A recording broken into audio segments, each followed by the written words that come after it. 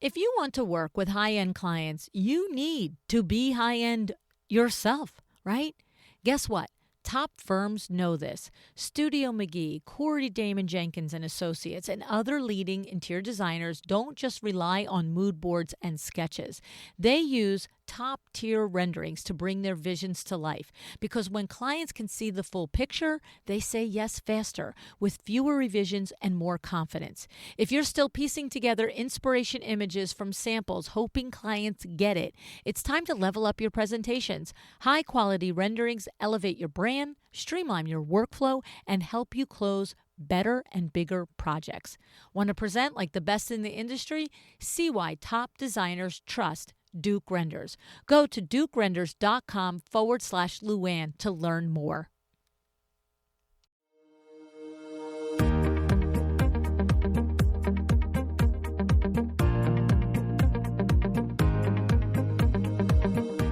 Welcome to A Well-Designed Business. My name is Luann Nigara, and I'm so glad you found this podcast. Together with my husband Vince and our partner Bill, we have grown our company WindowWorks from the ground up. So I know and I understand the challenges you face in running your interior design business.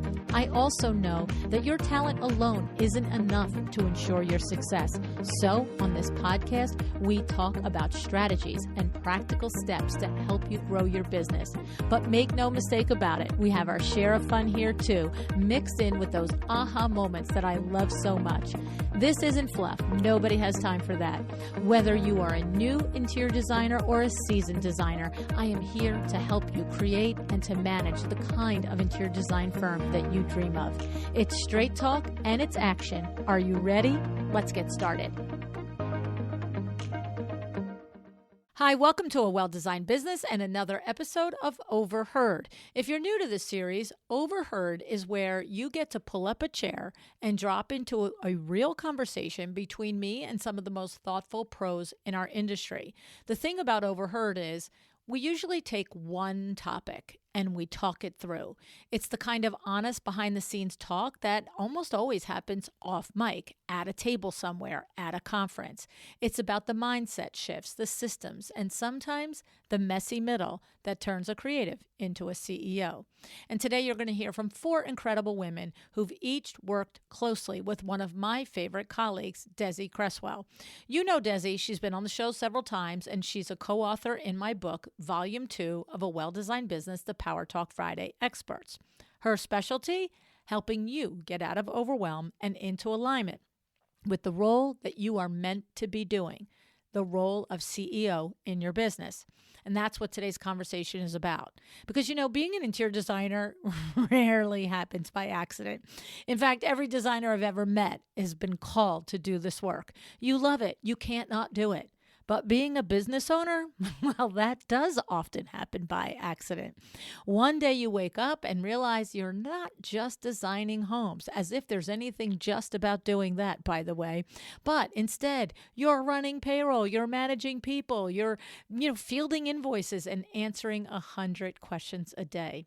Well, the women that you'll hear from today, Heather Peterson of Heather Peterson Design, Jillian Richey Echevarria of Jillian Richey Design, and Katy Cassaw and Kat Benson of Nest Interiors are not only deeply talented designers, they're seasoned business owners. Between them, they lead growing teams, manage complex projects, navigate partnerships, audits, hiring decisions, and the responsibilities that come when you build a sustainable firm. These are designers who have done the work and learned the lessons and are fully stepping into their role as CEO.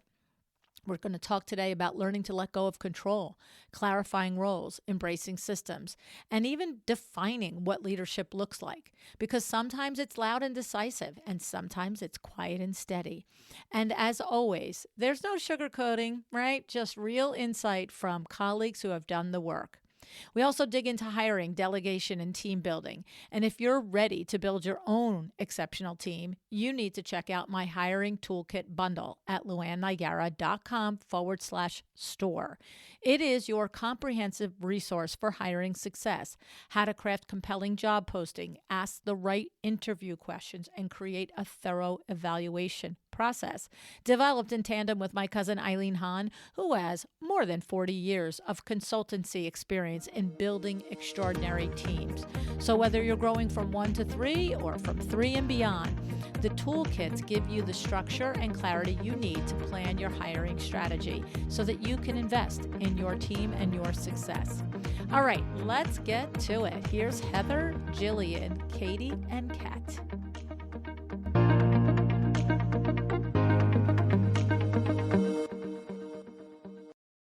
Hey, ladies, thanks so much for joining me on A Well-Designed Business today. Hi, Luann. This is Jillian Richey with Jillian Richey Design. Hello, this is Kat Benson with Nest Interiors. Hey, Luann. This is Heather from Heather Peterson Design. Hi, this is Katy Cassaw with Nest Interiors as well. All righty, ladies, we are off to the races. That was a very good introduction. You all did it. I told you off air, no one has ever successfully completed that on the first try. And you guys not only did it on the first try, but I made you do it again. And so you did it on the second try. I don't know. I have a particular group of brilliant women today, clearly. So, all right, today we are going to be talking about the CEO mindset. Right? Is how to cultivate that, the ahas, the before and after of understanding of it more than just a word, right? It's funny because I have to say, I can remember it's going back a good 8, 9, 8, probably the first or second year of the podcast. Sarah Brennan, you guys all listen to the show, so you know who Sarah Brennan is. And Sarah, is the poster child for the show. And she used to listen to every single episode and do all the things do all the work and all the things. And it was funny because one day in that first year or so, I said something to the effect of, I'm sorry, are you the CEO or not? And it was funny because I remember within like a couple of days, Sarah texted me. She's like, I changed my website to say Sarah Lynn Brennan, CEO of Sarah Lynn Brennan Interiors. And I was like, you go, girl. You know what I mean? And so now it's much more common, right? Like I come from an adjacent industry. So it's like we own our stuff. You know what I mean? And you guys, we got to bring you along and say you can do it. And then you get permission and then you can do it. And it's all good. But what I know is, in my experience, there is that change, that moment, that mind shift switch. And each of you, having worked with Desi, have experienced that mindset shift because that is what Desi does. She talks about like that shift. So what I would love to know is for each of you to kind of just take me to that moment in your business. It might have been before you worked with Desi. It might have been during the time. It might have had nothing to do with your work with Desi. But that moment where you went from, oh, I design homes and that's not so easy to do, but I'm actually running a business. Like this is a business that happens to design homes. Who wants to start with that question and that like observation, that reflection on your own journey? I'm happy to start, Luann. I want to say first with Desi that I was at a kind of a stopping point in my business where I felt like my business was running me, right? And I think we all kind of got there, and which is why we wanted to have the coaching and just to feel like, and for me, it wasn't the clients and the projects and the workload. It was truly in the back end. And I was worried that it was me that was causing these like issues with my staff and our hold up, and feeling like I was this nucleus in the middle and like everything was just revolving around me. And if I went on vacation, everything shut down. And it was just like, how do we get to this point where I can leave or I can be the brainchild to work on the big next marketing steps and pushing the forward, thinking of the business, and not have to be mundane with, taking on everybody's extra tasks that they can't get done and like be the person that's answering every question. And I think that the easiest answer was, she's like, you already know what it is that you need to do. Like you're just telling me basically what I can, give to you. And you just have to have the strength to start delegating tasks that are going to allow you to get into that, new plan that you want for yourself. It's funny, Jillian, because I just spoke at ASID Gather in Atlanta over the summer of 2025. And it was funny because I did a whole workshop on, like on running your business and what you need to do to be profitable, yada, yada, yada.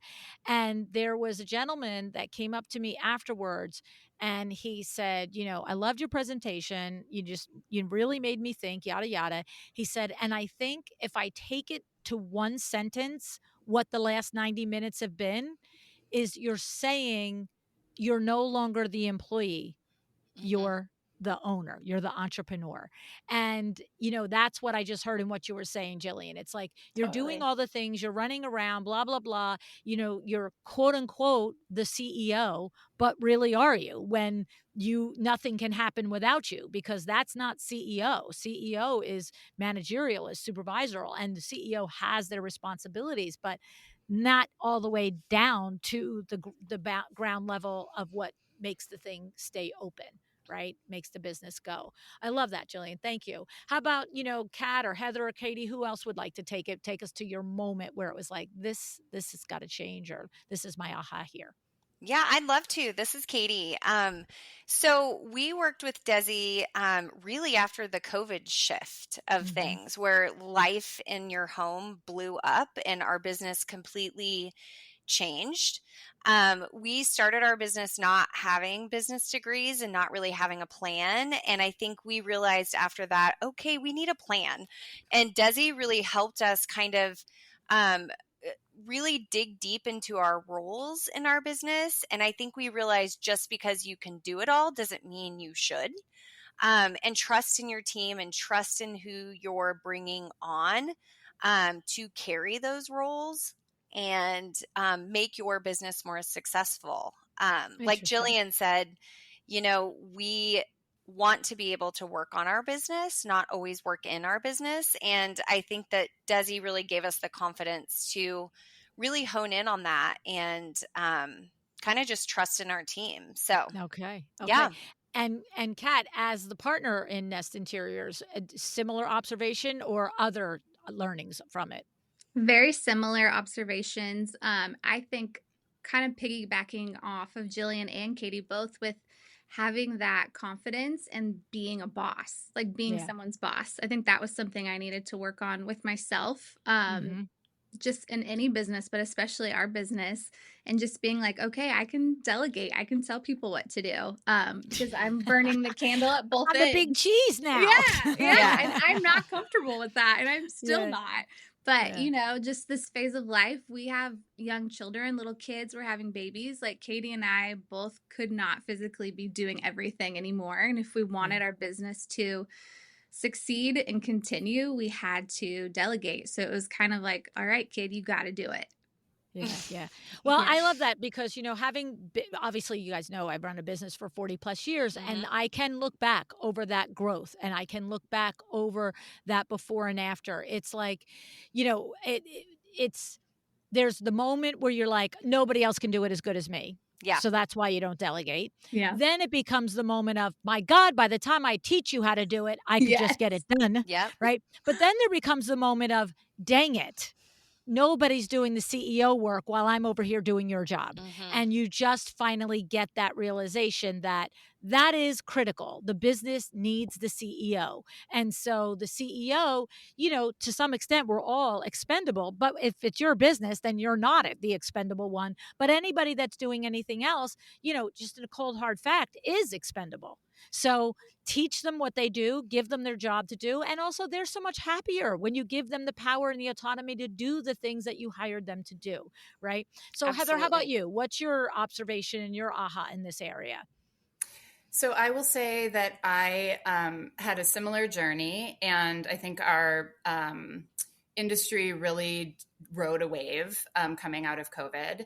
And in the past year, my sort of next level aha was as that wave slowed down, I really had to look at what does it mean to build a business on really deliberate terms when it wasn't so reactive to the climate. And the thing that really brought it home, and this is a bit of a doozy, but I am in the midst of a sales tax audit. And it has been a brutal experience, to be honest. Yeah. But what it has really shown me is that even once everything internally, you've sort of stepped into that CEO role, there is a real level of responsibility externally, and that I have real responsibilities to the state, to these external forces. And I think that when you are self-taught in business, as I am, and I think maybe the rest of you are, also self-taught in design, there's so much to learn, and so many different ways to sort of step up and step into that role. And a lot of it does seem to be, with clients, with your team, with growing all of those internal systems. And so my new level of CEO work is really finding those blind spots and making sure that I am running a really solid business, legally, responsibly, all of that. And it's really made me see that I want to fight for this, and I want to be a really solid business for the next decade. Good for you. So is it the type of thing where you were just not getting good advice from a bookkeeper or a CPA, and you were not keeping accurate records, and it's not that you weren't paying and you weren't complying, but it wasn't accurate? Or is it literally an audit that they're not going to find anything but the trauma of going through the audit, which, by the way, is a real thing. I'm been through it, and I'm not being facetious. Yes, I would say both. Definitely, we found some things where there were gaps in our systems, and I'm grateful for that knowledge and understanding. But I think the real mindset thing here is to not be emotional about any of the findings, and to just look at where the gaps were and to create better systems and to learn from it. I mean, that's all we can do. You know what? I literally felt that in my body. That is so amazing, Heather. And we're going to say it again out loud, right? We all make mistakes in our business, whether it's a mistake with a client, it's a mistake with a vendor, if it's a mistake with the government, and that take the emotion out of it. Right? You can have your moment. You can have your moment on the bathroom floor crying. You can. But stand up, right? Stand up, wipe it off, and go do the thing. And the crazy thing is what I love about your perspective on that, Heather, is that when you have something like that pulls you down, and you look and you're like, holy crow, the sales tax thing isn't buttoned up, the government doesn't really care. They don't they just pay your money and let's move it on. You're not walking around with the Hester Prim, letter A on you or whatever. No, it's over. And the thing is, people carry it in their own head. And so what I love, Heather, is that you've just moved through to the learning lesson of it. And just this won't happen again because now I know better, right? Yes. Good for you. That is, what? It's not easy. And I feel like I never mean this condescending when I say it. It's just a truth that I think I've said this before. This is not at all condescending. I've never met a designer that is a designer by accident. It's I love this. This is going to be great. I want to do this. I want to make these people's houses amazing, right? Every designer I've ever met is I have to do this. I love doing this, right? Now, you might get 15 years in and say, I don't want to do it anymore. That's a different story, right? But the thing is, I think that, and I don't mean this condescending, I think the type of work that it is, what makes you, I always say, your superpower is your Achilles heel. And the superpower of that passion and compassion and that sympathy and that empathy for that homeowner, wanting them to have the best that you can possibly navigate for them. The Achilles heel is everything feels like a stomach punch. Everything is oh my God, I must be bad. I must be this and that. And it's for you, Heather, to be look, I got to process it without the emotion. I have to just look for the lesson and go on.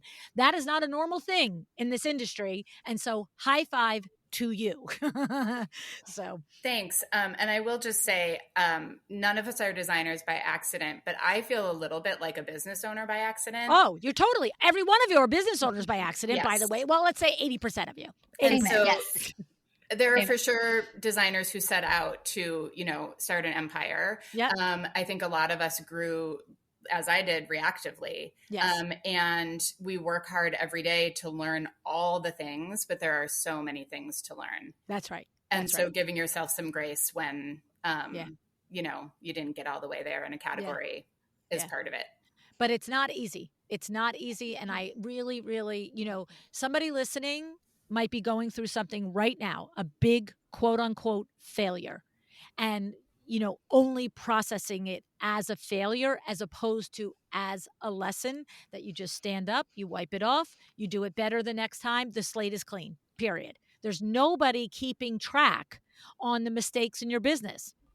And in some cases, that's the only way we learn, right? That's because right. you The don't hard put way. in processes and systems until you make that epic failure and it costs you money where you're like, okay, we have to change this. Well, every It's process time. ever was built out of a thing that went wrong, right? Like, it's like, how do we not have this happen again? Right? Yeah. It's like, Exactly. I mean, listen, we got on the air and you're like, hey, my email notification didn't tell me Eastern time zone. And I'm like, writing a note. And what did I look at you guys? I'm like, every dang day, there's something to fix. Yeah. Right? It's like Yeah. every dang day. I love it. All right. Okay. So here's the thing. I am curious, for Kat and Katy here, you got to run a business with two CEOs. Yeah. So do you have the great fortune of having different superpowers, or are you two CEOs that are creative and visionary, in which case it's like, who runs the ship? So how does that work for you guys? Do you want me to take this one, Katy? Go ahead, Kat. You go, girl. You go, This is girl. Kat. This is not actually very common for me to take the lead. It's a very what I was just getting ready to say. I feel like we complement each other super well. Katy and I were lucky that we worked together at another firm in the past. Okay. As co-workers, not business owners, but we were able Right. to really kind of see how each other works and create a really good friendship before we ever kind of dived into the business side of things, which in hindsight I think was good. And we both have really, really leaned into playing up each other's strengths and weaknesses. And we're very different, very, very different. But in the beginning, I think that was hard for me personally, speaking for myself. Katy is like a superhero, work ethic. She's strong. She's decisive. She's amazing. And I was always like, keeping up, I got to be like Katy. She's so awesome. And then it was kind of like, okay, I'm exhausted. I cannot be Katy. She is a superhero, but I'm tired. And so I had to kind of be like, okay, wait a second. What am I good at? Who am I really, especially as a business owner? And what are my strengths? And so I think we've really kind of leaned into that of playing up each other's strengths and weaknesses. She's a lot stronger than I am. I'm a little more quiet and soft-spoken, but we've really kind of used that, I think, to our advantage on the business side of things and on the personal thing when it comes to our team and kind of how we work with clients and just kind of all around. But it's been a learning experience for sure. But yeah, we're definitely very different, and I think that's why it works, honestly. Yeah. And what I think here the lesson is getting drilled down to what each of you do well, and almost, piggybacking on what Heather said, not feeling bad about that you don't do the things that Katy does well, and Yes. just like Uncle, it's Yeah. like me and Vinny, Vinny's numbers and operations and I'm Yes. sales and marketing, Yep. you know what I mean? And, he's still Vinny, so he's a son of a gun, you know what I mean? And every once in a while he'll look at me like, why can't you just? And I'll be like, oh, okay, why can't I just? Stop, right? But it's my husband and I'm me, who's a lunatic. So I don't get yeah, maybe I should be able to. I'm like, dude, that is your thing. It was something, even in our personal life, right? It's like, he will say to me, he doesn't say it anymore, but he used to say, you really should understand how to do all the insurances. What if I'm not here one day? And I'm like, dude, like, you know, I'm 25, you're 40. You know, that day is 100,000 years from now. And when it happens, I will figure it out. But I'm not going to like go understand our insurance complexity with 4 kids and 3 houses and 4 businesses. You know, who covers what just because you might kick the can sometime ever. No. Yeah. I'm like, that's like, you should make all the lunches, do all the laundry, and take all the kids back and forth to their lessons. Because one day I might not be here to do it. Stop. Right.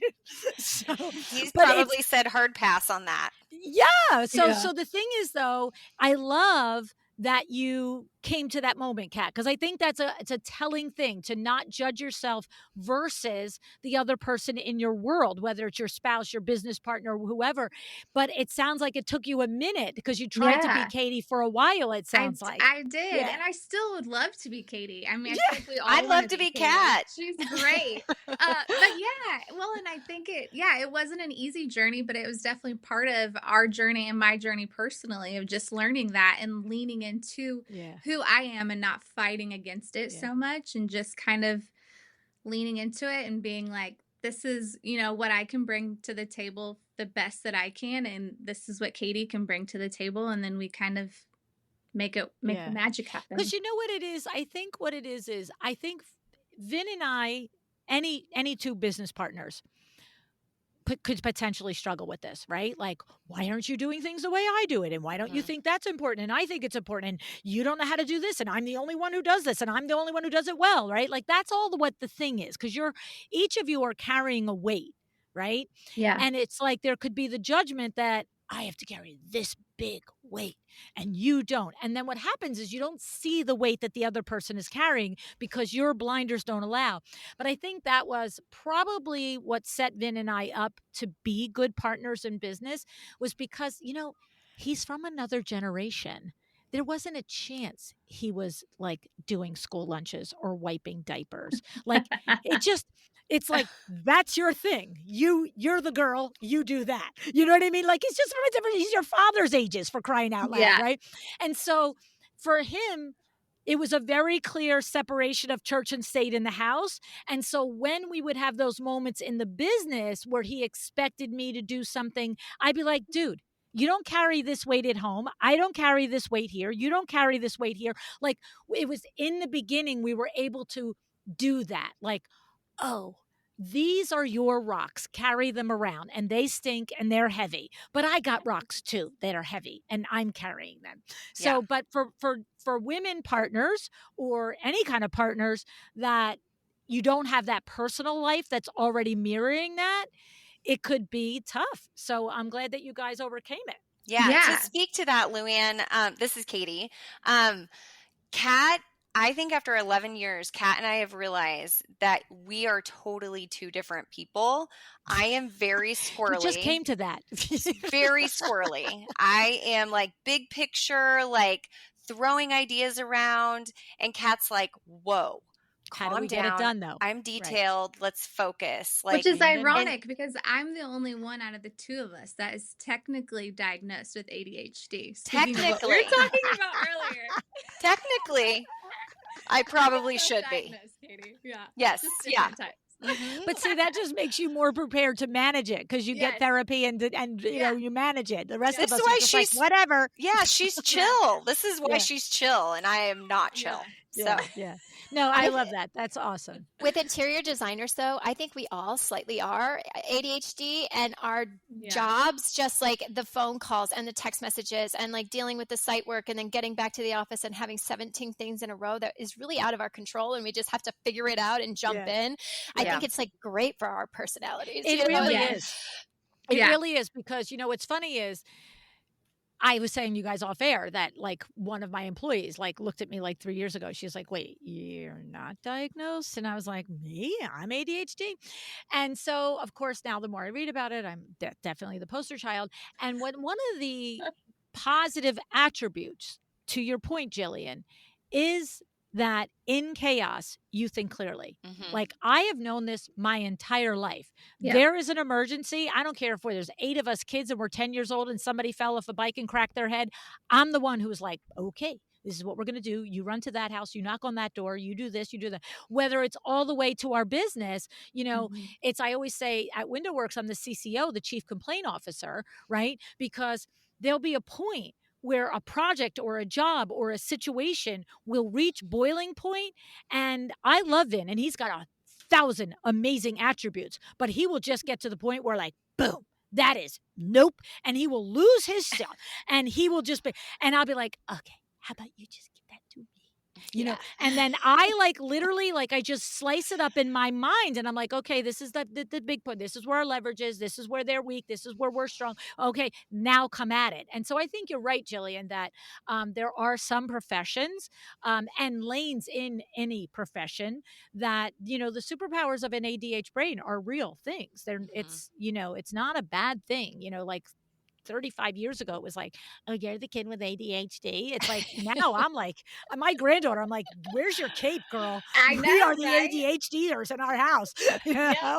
So, Luann, I'd love to talk a little bit more about Kat and Katy's process with the two of them, but also how it reflects in probably Heather and I's business with a single owner and choosing your team, right? So I found it really hard to choose the right team from the start. It was always kind of like this nemesis of mine because I always felt like I was choosing a talent or I was choosing an energy and I liked it and I'm family with these people. And then all of a sudden I realized that I'm picking up their slack and I'm not getting what I want out of it sheerly because I was choosing the wrong personality type. Right. Their behavior of okay, she's filling in these gaps for me. That was something I had to learn later. I didn't get the perfect assistant literally until 2 years ago. And then all of a sudden I was like, wow, I can do so much because this person is all of these things that I can't be. Right. And now we have this rhythm that is so much more productive. And really, it's such a great feeling when things click and you finally get it. And even when we make mistakes, all of us make mistakes, and everybody has life that has to filter in and be managed. But it's a wow moment. And I think it's so cool that you guys were actually able to open a business with someone that has that balance and that yin and yang. Because I do also have another business with my husband. So Luann, that mirrors completely for me. And so there's so much that I have to just be we're going to save our marriage and I'm going to be the wife and I'm going to take that on and it's going to be okay. And tomorrow is a new day. Well, and that's true. And so you guys have figured it out. And once you figure it out between the two of you, that makes it easier to understand how to duplicate that with the team. But to Jillian's point, Heather, how have you done that? Have you figured out, we always say on the show, you got to hire for your weaknesses. Don't hire the person like you. You don't need 2 squirrels running around the gosh darn tree, right? No. So how have you tackled that, Heather? The big answer to that is hiring a director of operations. And interestingly, when I did, I was hiring for, I think one of the challenges in this business is you can kind of cut the pie a lot of different ways and you can combine sort of different responsibilities into different roles, which can make it challenging. I mean, it leaves it a little open to find the right person and to work a little bit with their strengths. But when I hired my director of operations, after I hired her, I did one of those sort of quadrant evaluations where you put, anyway. What I'm good at, what I love to do, what I'm bad at, what I don't ever want to do again, no matter how much money in the world you give me. Exactly. And every single thing that was in my don't like it, not good at column was Kate. Yeah, that's the job description there. Yes. And it is funny in hindsight that I kind of got there backwards. But now I find that to be a really, really helpful tool. Yeah. And for a long time, I was really sort of jealous of people who had partnerships like Katy and Kat do, and really liked the idea of sharing the joys, but also the burdens, and not sort of being alone in it. And it's taken me years. My director of operations has been with me almost 5 years. And I finally see that though it's not official on the sort of like LLC paperwork, I really do have a partner in the business. And really like allowing the team in has been huge. And this idea of we all have our rocks to carry. I think that's what you said, Luann. And I think our bag of poop. Yeah, yes, that's right. And I've always felt like I had to hold all of that myself. And allowing a sort of allowing them to hold their rocks too has really meant that we could do more, be more, accomplish more. And it also eases the burden on the business owner and just, frees up space to do the things that you're best at, that you love the most. And I just love getting to, do it together. Yeah. Well, and that is the essence of CEO work, right? Is freeing you to do the things that you are best served doing. Your business is best served by you being the one to do it. But with that, to all of your points, is you've got to find the other person who's good at the other things and that you can trust and delegate those things to. So I love that. Thank you for bringing that up, Jillian. Jillian, I want to come back to you because you had said on your intake form something that, just like, hits me between the eyes is like my mantra is,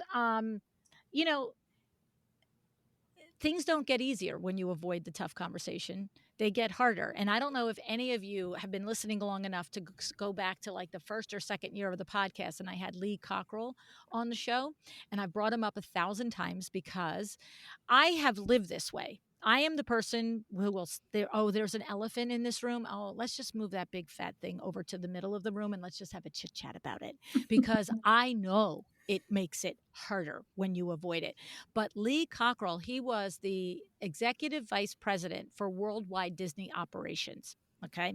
Now, there's very few companies that match the service level of Disney, right? And one of the things he said, he put this in a phrase, Jillian, that I know will resonate with you, because to me it was like, oh my God, that's exactly how I've always thought about it. But that's such a concise way to say it. And what he said is, as the CEO, as the person in charge, no matter what it is, if you're in charge of your house with your kid or you're in charge of your business with 20 people, it's when you only do the easy things, everything else gets harder. But when you do the hard things, everything else gets easier. Right. And I was like, oh my God, that is like, so talk to me about your learning lesson with this particular concept, Jillian. Yeah, the number one thing everybody talks about in design is like, oh, I love how glamorous it is and it's so fabulous. And they come up to me and they're like, I want to do your job. And it's very interesting, right? Because it's hard to have a good read on like how to respond. And I'm in the retail space now with my husband. We just opened up a coffee shop, so we're very visible, and the town kind of followed us on Facebook, and it's been really fun and lovely. But then when they say these things to you and you're just like, you only knew how hard it really is, you probably wouldn't want to do it at all. And it's funny because, we are kind of glorified client liaisons that try to take all of the difficulty and the baggage and the weight of decision making and to the issues that happen and this vision that you have that doesn't always come across in the end, because things happen on site that we can't control. And then it's problem solving. And so I always tell my team, it's like 10% design, 90% of figuring out how to execute and keeping everybody happy and chill in the way that makes it enjoyable to get through this process that can sometimes be 2 years long. I mean, we just build really big houses that can take forever. And I stopped immediately thinking that everything was a problem. Mistakes happen. And I was just like, we're not going to think that this is a problem. We're just going to look for a solution. And the big thing is that, we had to have hard conversations with clients and with our staff just to make sure that everybody involved understood that this isn't going to be a perfect process. Right. And I think that, as a mom, that is one of the number one things that I am trying to teach my kids, that we can't comfort you at every moment of the way. And the clients are going to be like that too. It's not going to be easy. There's going to be things that you see, and we're going to have to rip off that Band-Aid and find the happy medium. And then guess what? This magic thing happens in design. And I'm sure all of us at this table have had this, where happy accidents actually create the best part of the design project. Oh, yeah. And Right. you can't always just feel like the solution is being fixed. It's just, we're working towards this big picture that in the end is going to be amazing. And you just have to think forward and not get hung up on all the little tediousness that happens along the way. Well, I love this perspective, and it's funny because if one of my current chairman of the boards listens to this episode, she will hear herself in this, because about 3 weeks ago, she left me a message and just feeling horrible, just like, that moment you're just beaten down, you feel like your teeth have been kicked in, difficulty in multiple areas, and she's strong and she's smart and she's seasoned. And I'm sure that she, even when she was leaving me the message, knew that she would get through it, but ultimately was just like, what is it? Do I just have to get over it and realize there's always going to be problems? And I was like, ding, ding, ding. Like, that is it, And I ended up saying to her, I said, hey, want to hear the problem I had in my business today? And I don't normally do that with chairman of the boards, right? It's like, it's not my therapy session, it's yours. But in that moment, literally, she's like, oh, okay. So, I'm like, I literally, like, that day before, I literally said to my team, I'm done. I'm done. I'm like, close it up. Like, I have 2 other businesses. I don't need to do this. Like, I could spend my time in exciting windows. I could go back and spend more energy in window works. Like, I'm done.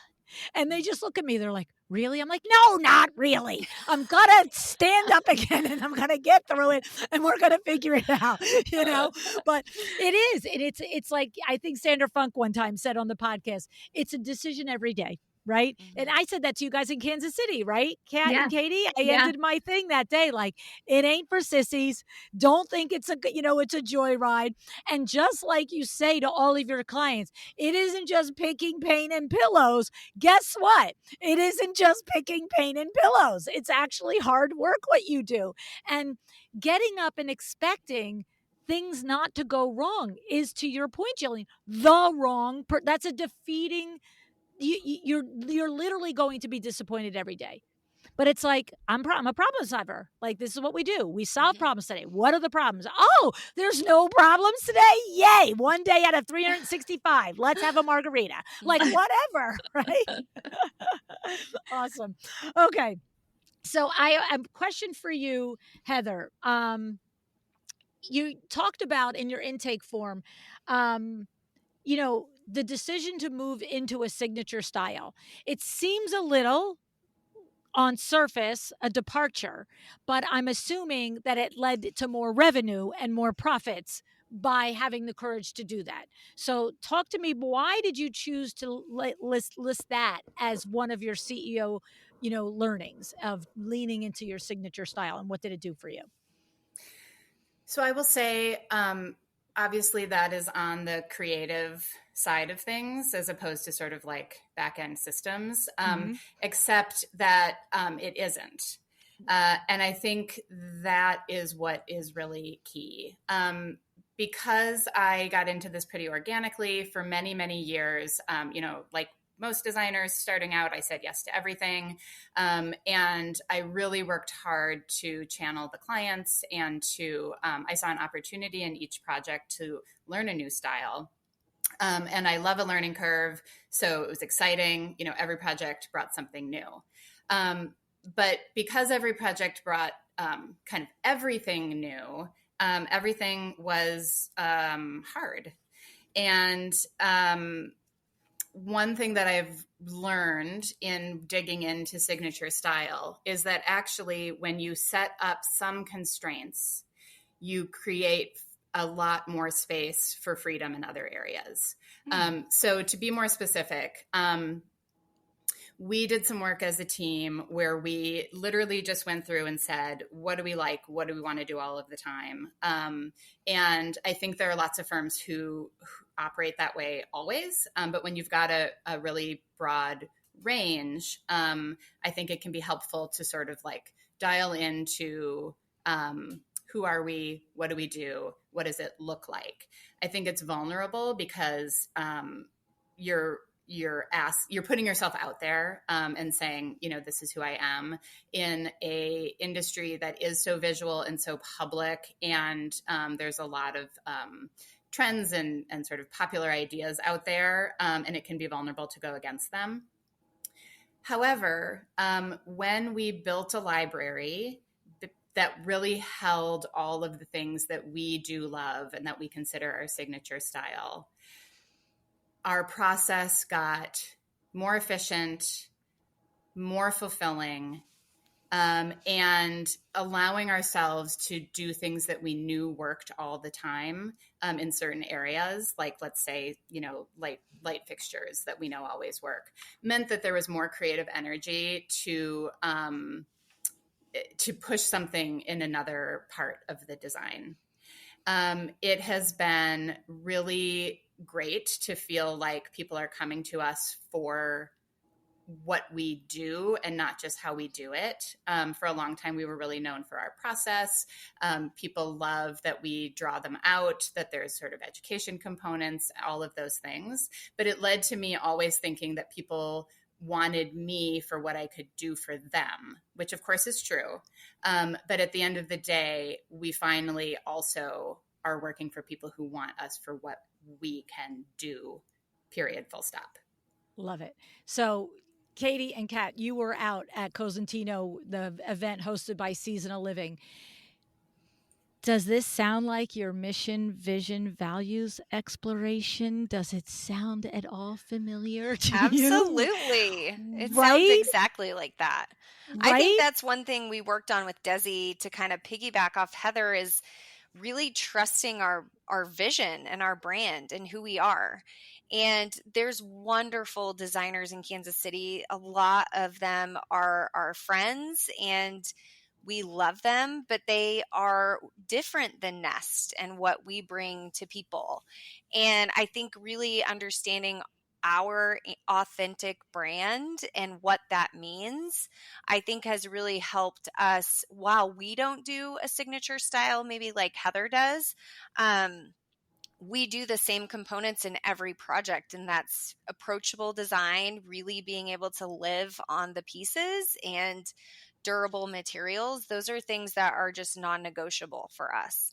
And I think it's because we grew up in small towns with lots of pets, and we have kids, and we have chaos, and we want our designs and what we do for people to really represent us as well.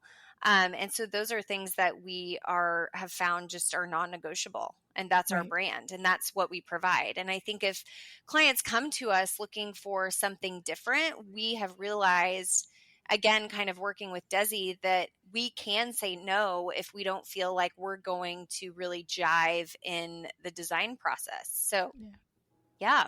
Yeah, no, I love it. I mean, you can hear the deep work that you've done, Heather, on it, right? Mm-hmm. And it literally the entire time, I'm like, when I really implore designers to spend time with mission, vision, values, I know a lot of times I can see the blank stares from the stage, and I try and, like, you and Kat saw me struggle to come up with an example, of it, because it isn't always this like, Apple, we're going to reinvent electronics for the world. You know what I'm saying? It is something that it doesn't need to be this thing that you would put on a billboard. It just needs to be a guiding light and a guiding star for you.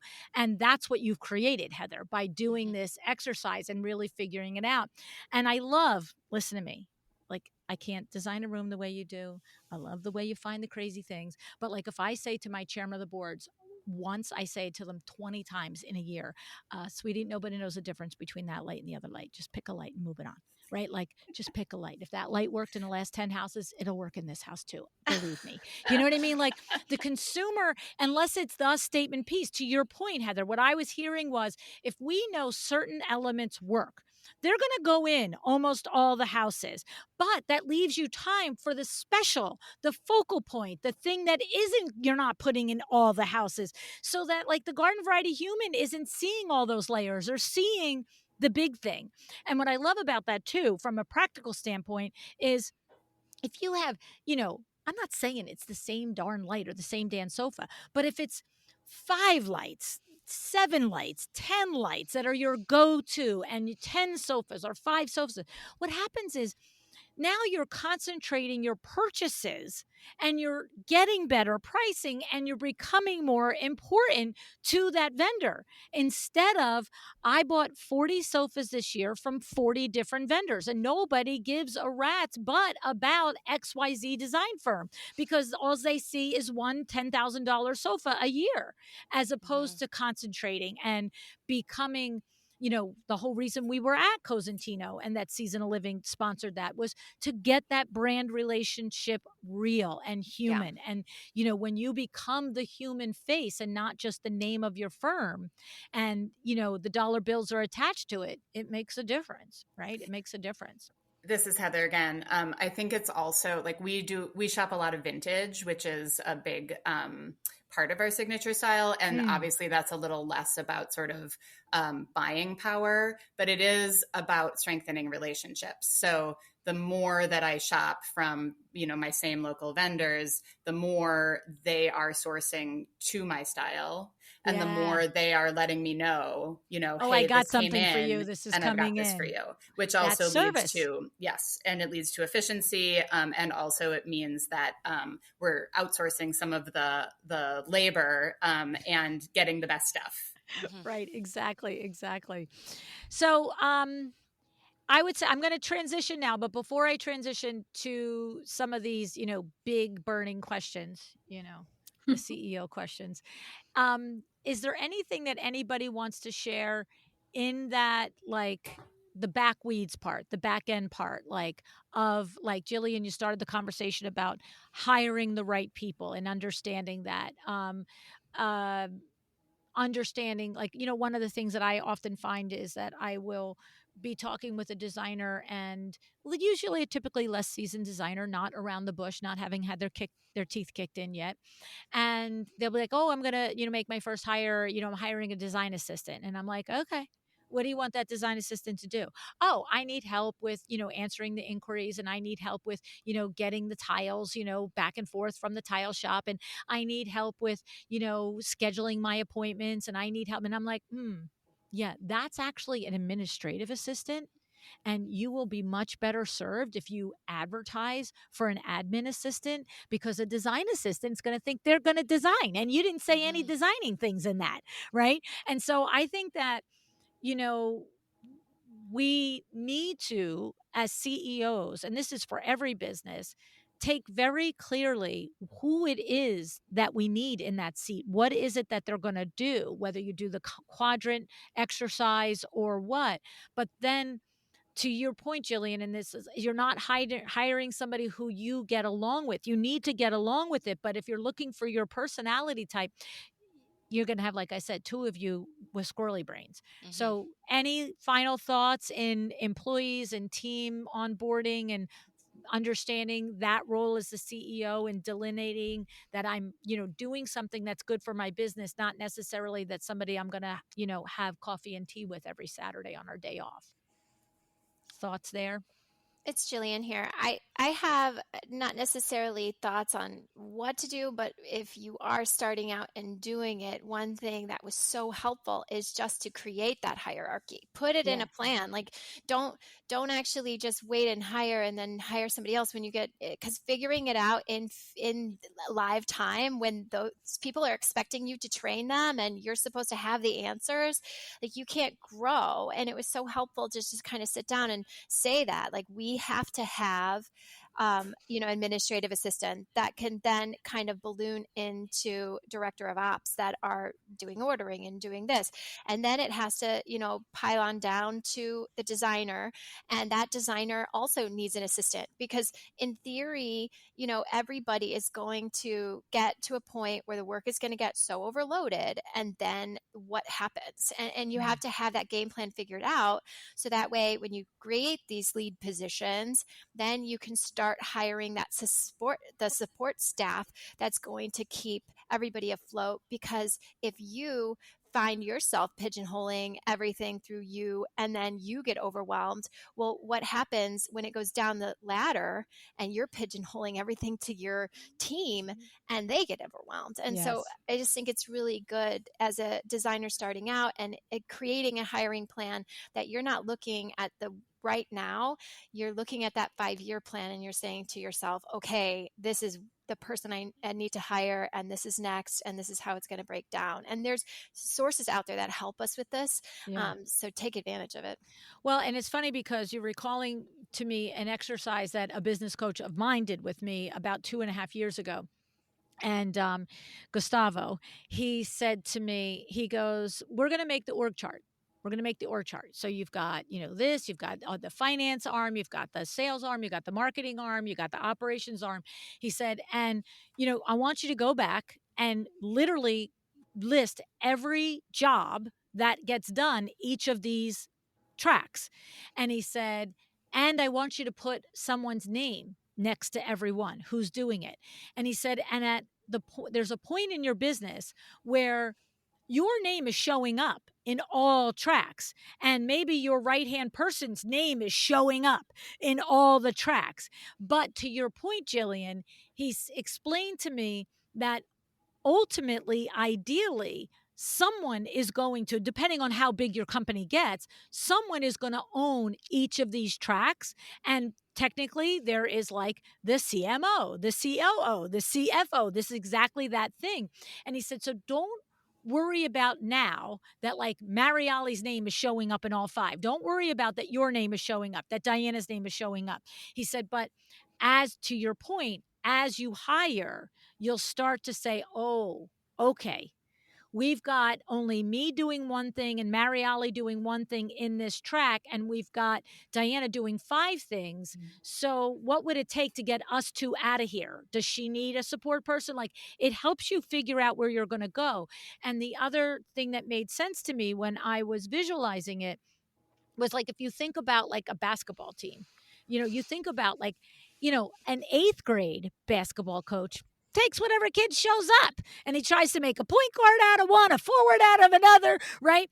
But like a major league basketball team is like, you could be the best athlete in the world, but what I need is a point guard. And you're not a point guard. So I'm not picking you in the draft, right? So it's like, to your point, Jillian, it's understand where you are, but where you want to go, and then your choices along the way reflect it, because you're not just like, by the way, here's a bunch of great people and what work can they do. It's like you're hiring intentionally. I love that.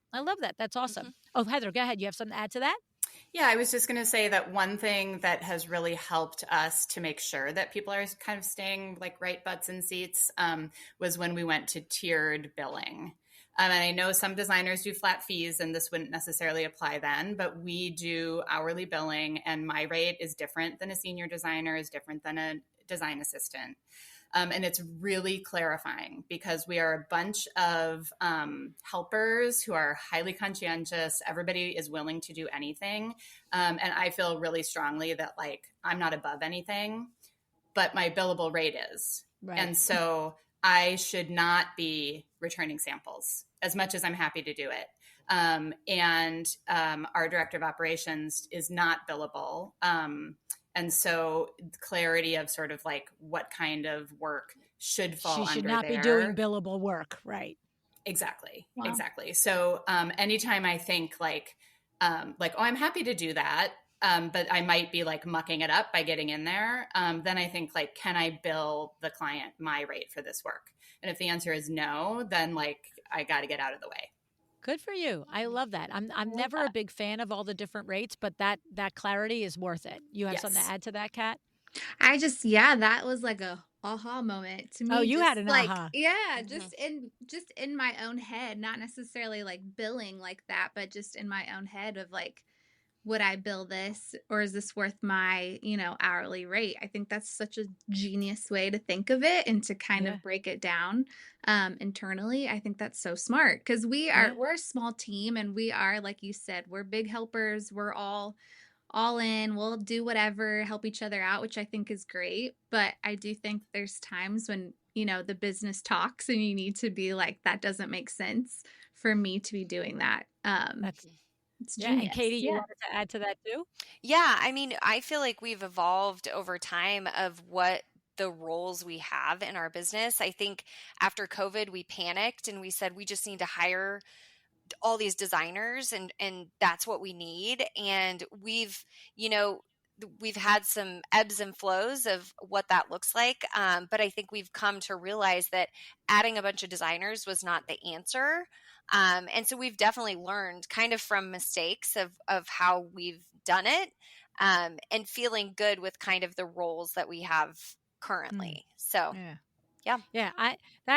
Yeah. You know, Kat's right. That's like the clarity of those guardrails, Heather. It's Hmm. very powerful. Yeah. It's yeah. It's Coaching like the literally team just your too. own, check on it, right?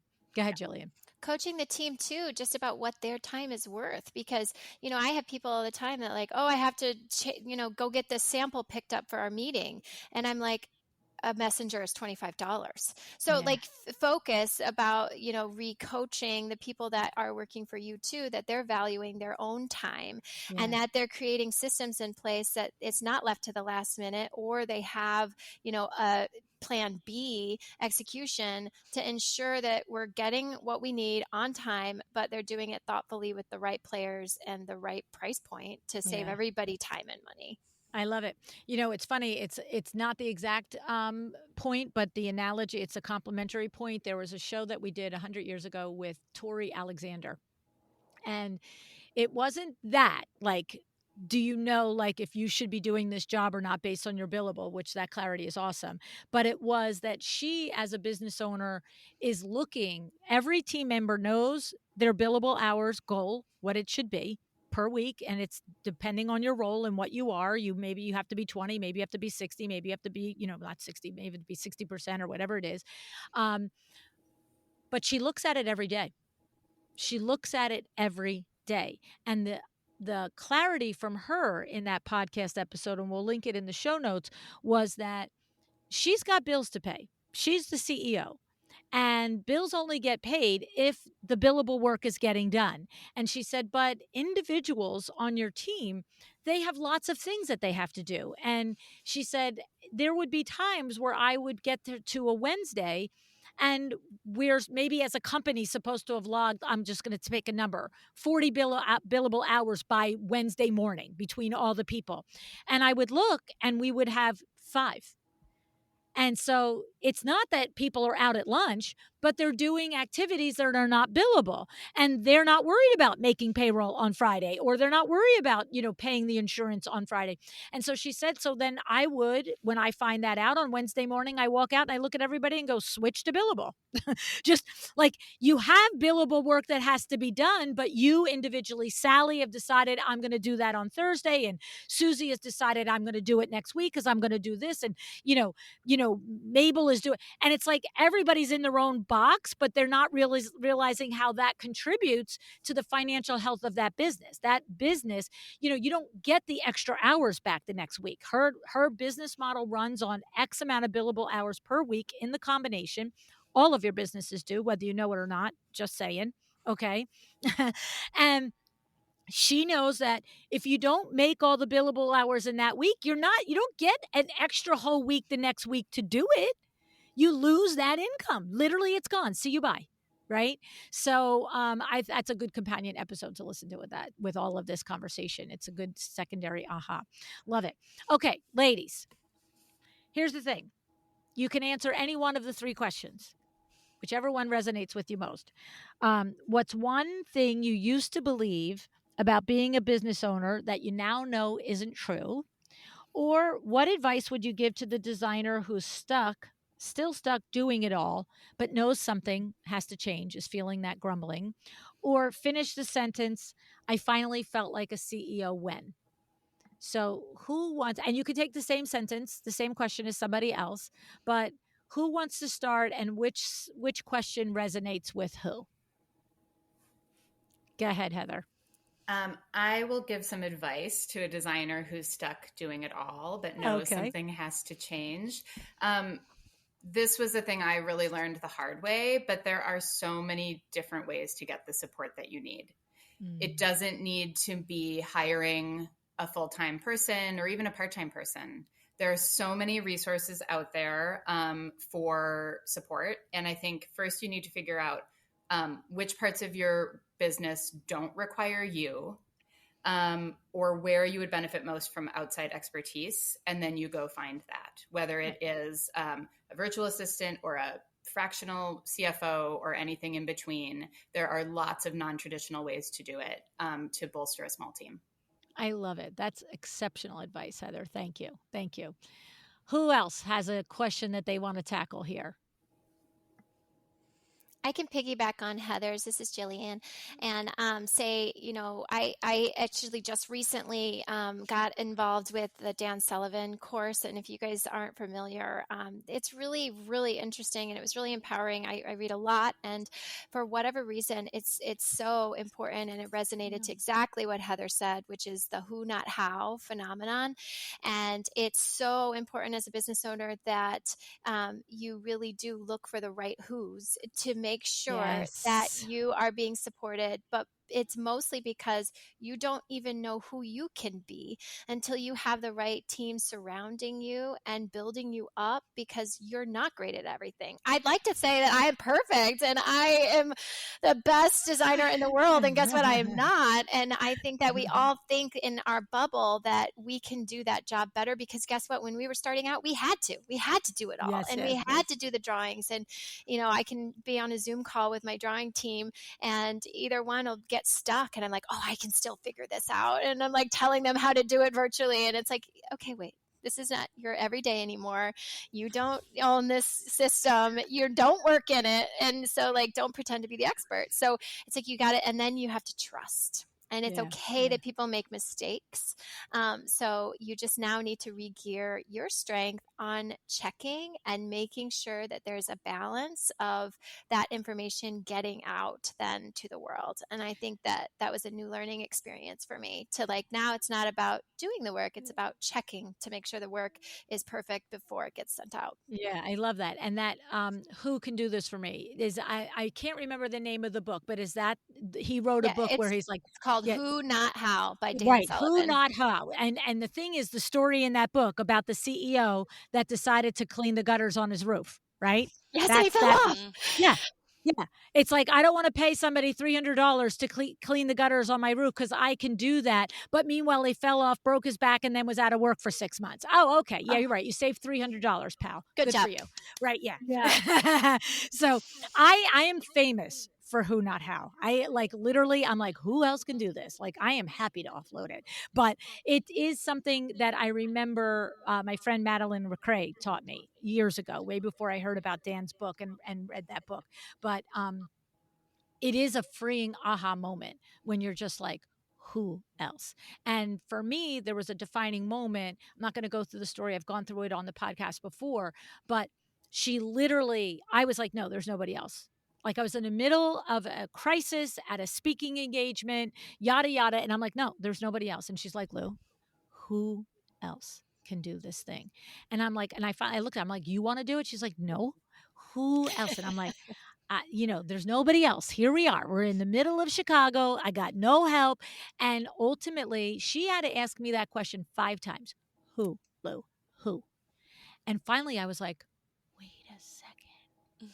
Kim in New Jersey at WindowWorks is flying tonight to Chicago and is coming to my presentation in the morning. And there's a printer right across the street and it's only 3:30 and she can get it printed and she can bring it to me. Because at the last minute, I found out that I was supposed to bring the handouts and I was needed 100 copies of a handout. And I was like, I'm sorry, it's 3:30. I've got a keynote at 4 and I'm doing your keynote in a different location the next day at 10 a.m. And I was like, I can't get this done. You know what I mean? And she's like, who, who?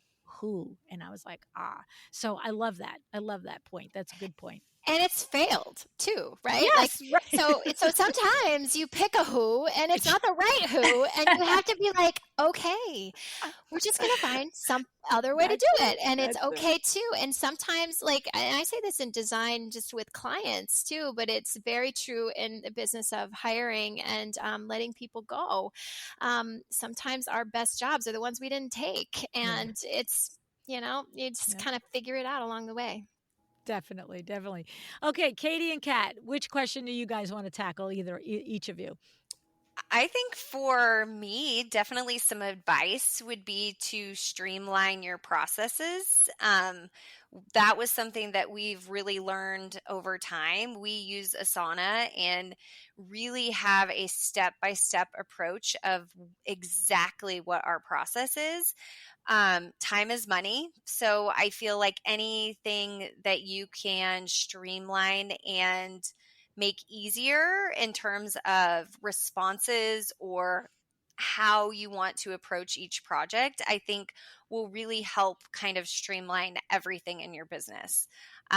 We really took a really big deep dive into what is our client journey and what is that roadmap for them. And making sure along the way that we're really staying true to our brand and who we are. And I think that's really helped. So Asana is a big game changer for us. And I would scream it from the rooftops that anyone kind of in a business that has a very, step-by-step process like we do, I think it would be really valuable to kind of dive into that and see what it could do for your business. So yeah, I mean, and the thing is, you could be a solo, and documenting your process is a non-negotiable as far as I'm concerned, period. End of discussion. Because, if it's all in your head, an emergency is going to happen and you're going to drop a ball, and a client is going to take a left turn and then you're going to forget a part of the process. But if it's documented, you're just constantly following the roadmap, right? Absolutely. Okay.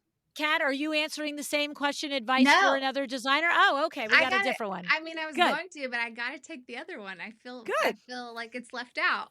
And I feel like maybe I'm a good person to answer this with kind of the one thing I used to believe about being a business owner that I know isn't true. I think there's lots of things, but one I think is feeling like you have to know it all, or that you're like a super strong, aggressive leader to be a business owner. I don't think that's necessarily true. I think that helps, but I think you have to just bet on yourself. I think if you have a lot of passion and a lot of hard work ethic and you can do it, I think you just got to bet on yourself and just do it and know that it's going to be a hard road, but it's going to be okay. You can do it, get the right support, on the business side and on your personal side, have the right people around you supporting you, and you can roll through it and do it, and it's worth it on the other side for sure. I love it. I love it. And you know what? The truth is, the big loud ones of us, we make all the big noise, but there are many, many, many, many business owners that are quiet and are more of a quiet leader. And the truth is, my leading style in real life is quiet, right? My world is crazy, but leading style, it's like, here's the road. Let's all just get on it, please. Yep. Right now, I might be a little crazy if you go left and I'm going right. But to your point, though, I have met many, many designers that are not big and bold. And, I think there's a difference between looking strong and being strong. Right? Absolutely. Like you keep mentioning to Katy that she's strong and this and that and the other thing. And Katie's like, wait, you're strong, right? And so quiet leadership should never be underestimated. It should never be underestimated. It's leadership is leadership. That's right. However you get all the people on the train feeling great about the destination and the process of getting to it, that's leadership, right? That's right. You Yep. know, so whether the people on the train are your employees, your clients, your vendors, your colleagues, whatever it is, it's like the leader is the one who says, this is great. We all want to go there. We're having so much fun, right? Right. And is there to pick up the pieces when the things go bad, and to let Jillian, like you have said a couple of times, that, you know, the mistake is going to happen and it's cool. We're fine. We just keep it rolling. Right. Yep. So we have a joke in our office that when someone makes a mistake, you have to wear a hat that says worst employee ever. And that's just our way of keeping it light, because no one's perfect. Everyone will make mistakes, and it's just a matter of we've all worn the hat. I've worn it multiple times. So yeah. Oh, that's funny. You know what's funny is I could see that working. And of course, the culture, it depends on the culture. I could see that working easier in a small team. But when I think about when Window Works now with 17, 18 people, I'm like, yeah, there's some people that's never going to think that's funny. That they're like, please don't put that hat on me. Please don't put that. Don't tell anybody I messed up. It's okay. I got it, but don't broadcast it. Yeah. You know, and that is also being a leader, is understanding when a thing can't be a thing anymore, right? It was a thing and it was funny. Like, I can know there was a point at Window Works where it was me, Vinny, Billy, Los, Kim, and Anne, and at that point we could have wore that hat. We could be like, here, Stunad, the hat's yours today. You know what I'm saying? Yeah. But when I think about the team now as big as it is, I think it depends on how much closeness you have with each other. Right. So you have that real trust and safety with the other person, right? Yeah. The other people. But that's fun. I love that for you guys. That's awesome. Especially, like you said, you're sometimes wearing it. And that really is the mark of a leader, right? You can say when you're wrong, right? Yes. Oh, yeah. Oh, God. Yeah. Well, and that's a big learning lesson for CEO-ship also, is, you know, all those mistakes, some of them are going to be yours. Yep. That's just how it goes. You're a human. Right. Judith Neary used to come on the podcast in the first couple of years, and she used to say, you know, humans are involved, so yeah, it's going to get messed up. It's not sure what part of the process, but you know. So anyway, well, you guys are great, and I love the growth that you've had through Desi's guidance and her coaching and her mentorship. You know, certainly I believe and, you know, value Desi. I wouldn't have had her in my book if I didn't think she was the real deal, and I just, of course, we'll put the links to Desi's podcast and, you know, all the things in the show notes. But, you know, guys, thank you so much for coming here and being vulnerable and sharing your stories and, you know, just the bumps in the, you know, the grind on the way to being the CEO, right? It's like motherhood. It's a fun ride once you're through most of it. Right? You just have to enjoy it. That's the hard part. Yeah. Can you remind me of that? I have a 2-year-old, so I'll just remember. Oh, it's the best. Yeah. You know, I always say there's this podcast. I've not listened to the podcast because I found it after I was done raising the kids. But I just think the title is so perfect. And it's perfect for motherhood and parenthood, but it's also perfect for business. It's the longest, shortest time, right? It's like in the moment, the problem is the longest thing. It's like the light that came in for the 15th time wrong, or the kid at 2 who will not leave their sneakers on when you're trying to leave the house, right? But then all of a sudden, like, that moment is long. Then all of a sudden that kid is 5 and you're like, wait, what? You're going to kindergarten? Like, you know, it's like, and your business all of a sudden. I said this summer to my team, I'm like, we're going to be 10 years old in February. I'm like, we're not a startup anymore. Like, whoa. And I'm just like, okay, we got to get serious about this now. There's no more screwing around. Oh my goodness. Thank you so much for being here, each of you. I appreciate your insights today. Thank you so much, Luann. Thank you. Thank you so much. Thanks for having us. Thanks, Luann.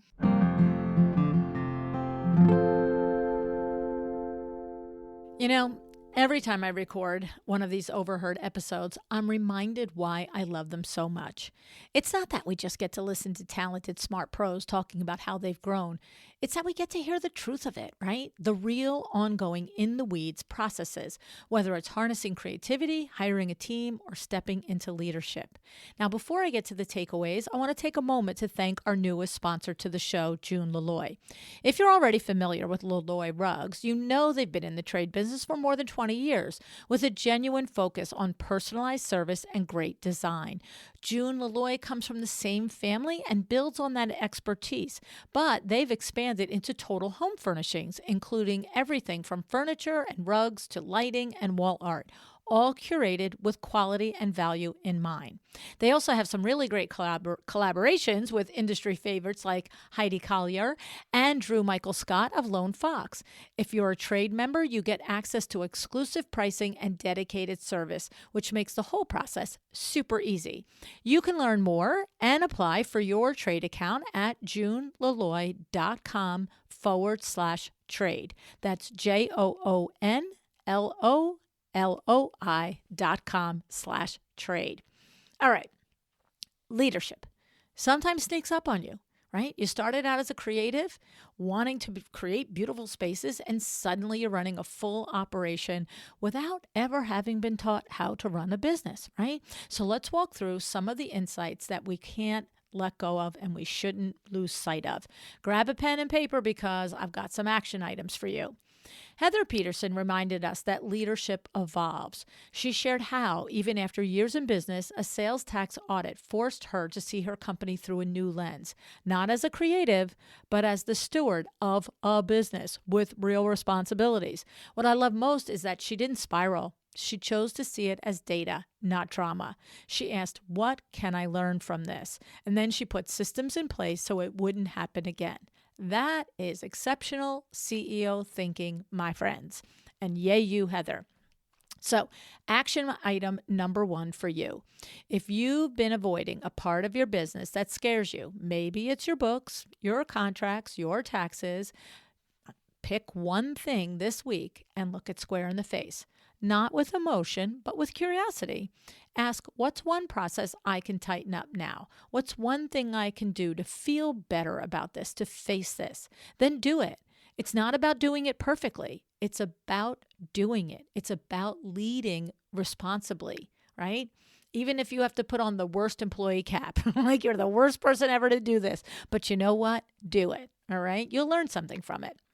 Now, Jillian reminded us of a leadership truth that she lives by, that avoiding hard conversation only creates more overwhelm, which, as you know, always immediately brings to mind one of my favorite all-time quotes from all the guests ever on the show, Lee Cockrell. And you know what he said, because I tell you all the time. Lee said, when you only do the easy things, everything else gets harder. But when you do the hard things, everything else gets easier. And Jillian is living proof of that principle.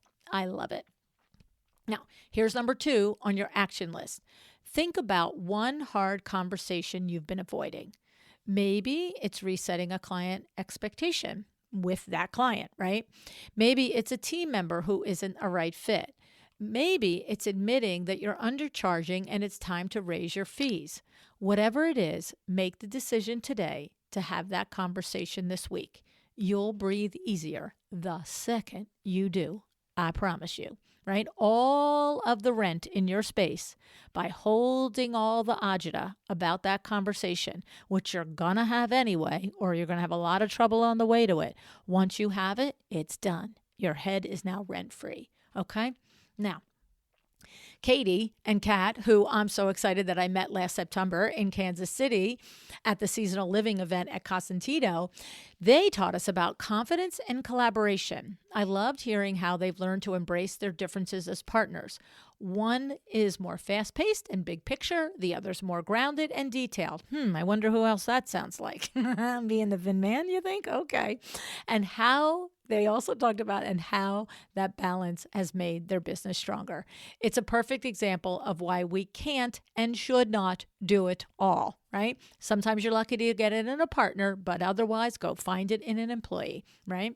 Now, action item number 3 is take a look at your team. Even if your team is just you, right? You probably have a bookkeeper, a contractor, you have other people working with you, right? And ask yourself, am I playing to my strengths, or am I trying to be everything to everyone? If you are wearing every hat, I'm promising you it's time to delegate one of those hats or more out. Maybe it means hiring a virtual assistant for 5 or 10 hours a week. Maybe it means outsourcing your CAD drawings, your bookkeeping. Whatever it is, do it. Just start. Okay. Heather also talked about how she created clarity in her team by implementing tiered billing. She realized that if she couldn't bill her rate for a specific task, then guess what? She probably shouldn't be the one doing it. Wow. How is that for clarity? I love that little mindset check, right? That is a perspective worth sitting with. Okay. So ask yourself, would I pay my CEO rate for this work? If the answer is no, get rid of it. Okay. And then Jillian expanded on that beautifully when she talked about creating an org chart, not for where the business is today, but for where it's going, right? This is an exercise I recommend for every one of you. Sketch out your future organization, operations, design, project management, admin, marketing. Write your name where you fill in the gaps now. There's going to be a lot of your name is going to be a lot of those boxes, I promise you, right?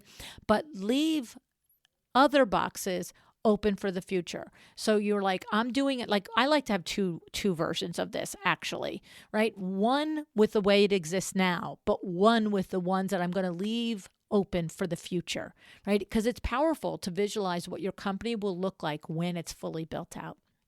And of course, we heard how all these lessons, delegation, boundaries, confidence, clarity, tie back to the CEO mindset work that each of these ladies did with Desi Creswell.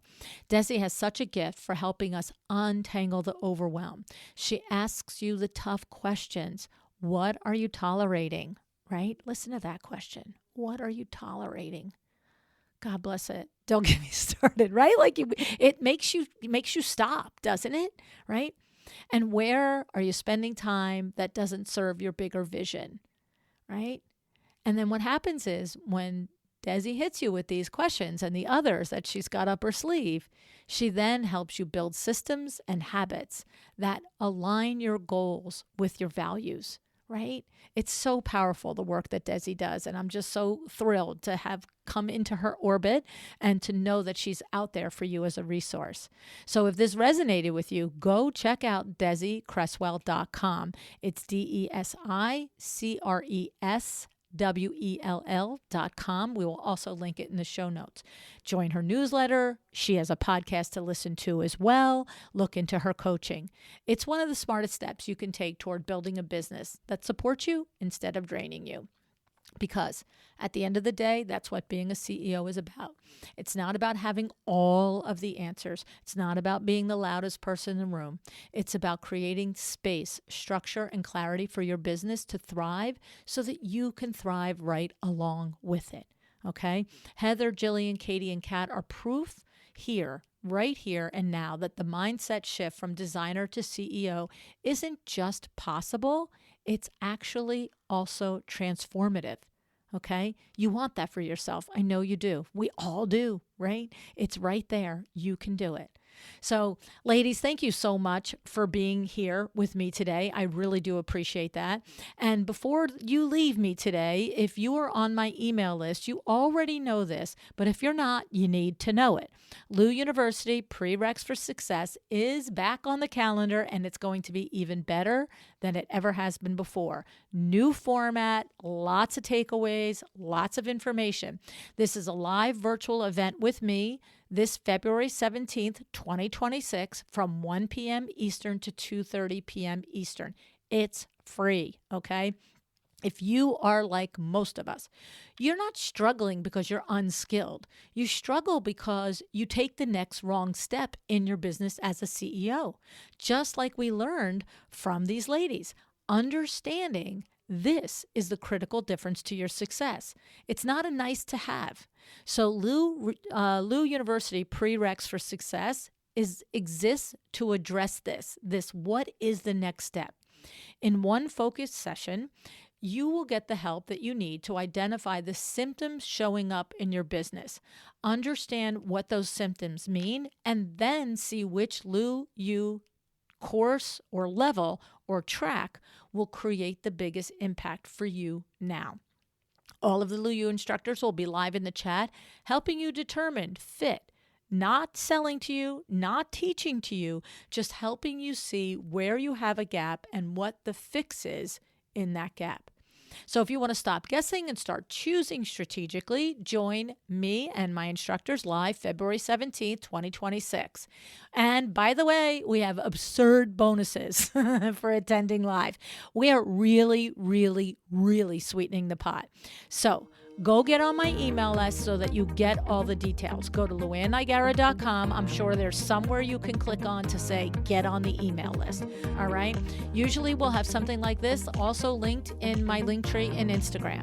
So don't miss it. I'm telling you, we're pulling out all the stops for this one. All right. Thank you for showing up today, for listening, and for being on this journey with me. I am so grateful. Decide to be excellent.